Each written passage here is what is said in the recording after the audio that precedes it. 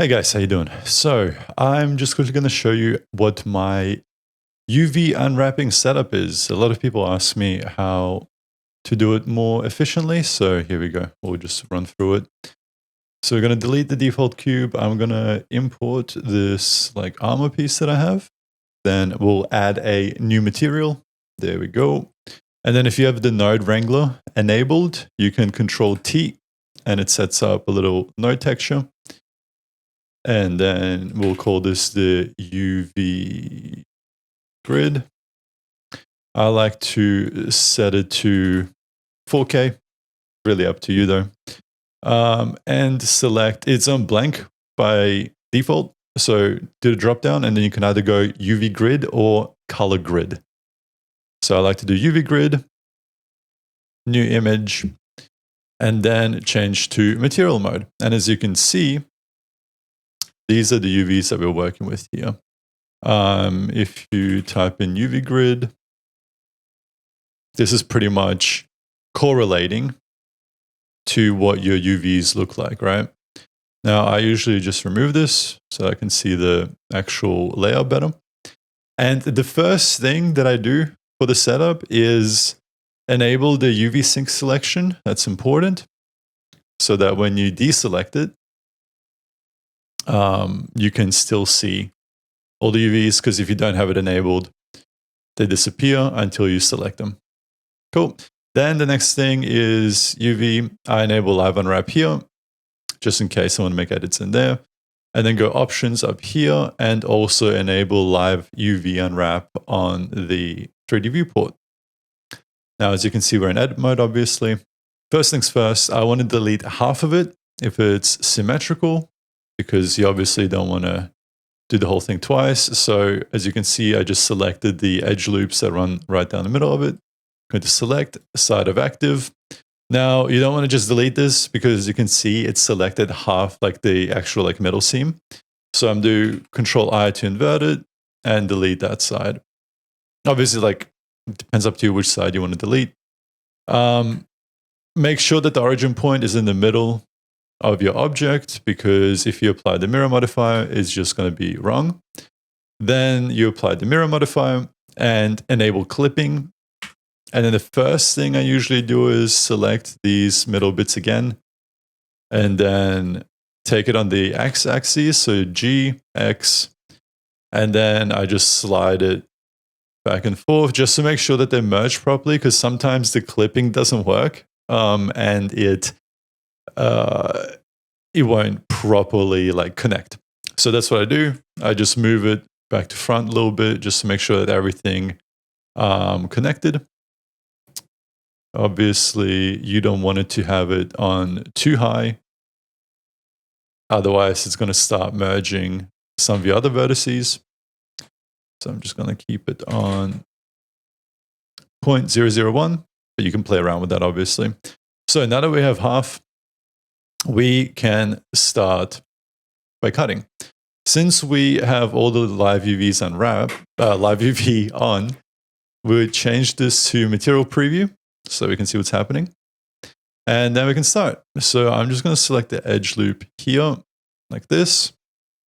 Press U, mark seam, and it updates it straight away. So this is a very easy way to just kind of like visualize on what is happening with the UVs and how you're unwrapping. So if you aren't too familiar with like what the most efficient way is in terms of like placing seams and stretching and all of that kind of stuff, this is by far the best way to kind of visualize it. As you can see for this piece, like a lot of the time you unwrap the loops, like they're usually unwrapped, like armholes and all that kind of stuff. I'm not going to give like a tutorial on like how to UV unwrap. I'm just showing you the best setup so you can learn to kind of like visualize it and understand like what is happening when you're UV unwrapping without having to keep like pressing U, unwrap, wait, check, etc. So this unwraps in real time. Also, another thing you can do is if you have a more complex shape and let's say you do like a shortest path select, as you can see here, I already set a tag seam. So usually what happens is if you do the Control-Shift-Click, let's see if I can get the actual Control-Shift-Click, and you just want to select a loop, right? And then you want to maybe like keep going this way and then that way. It just gives you the tag, like it just gives you the selection.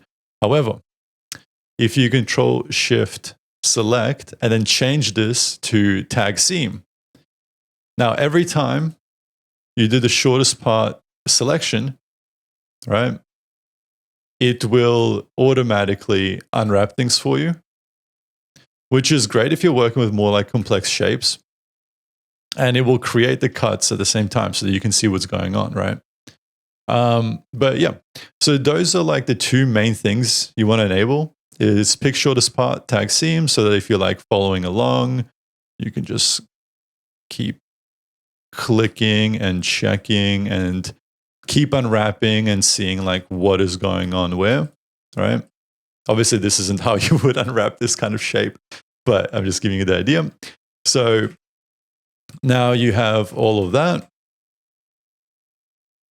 And we can apply the mirror modifier, for example, like this, and then hit unwrap again. And now we have our 4 shapes.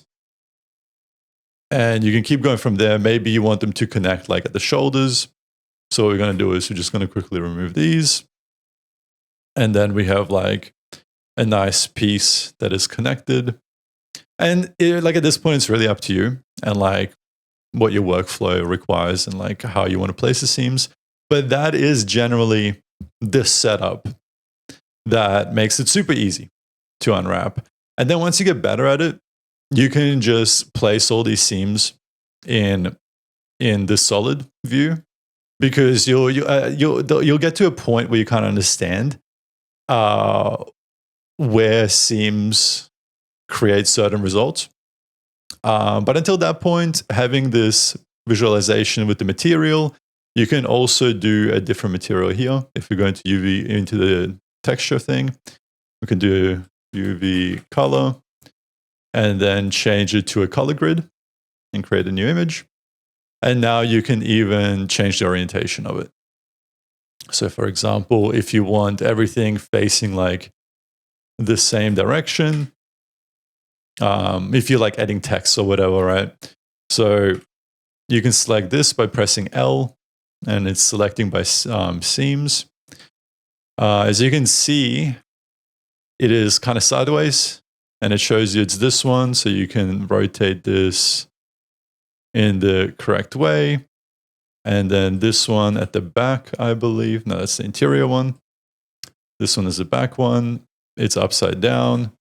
Obviously, like you can see it on the actual like UV layout here that it's upside down.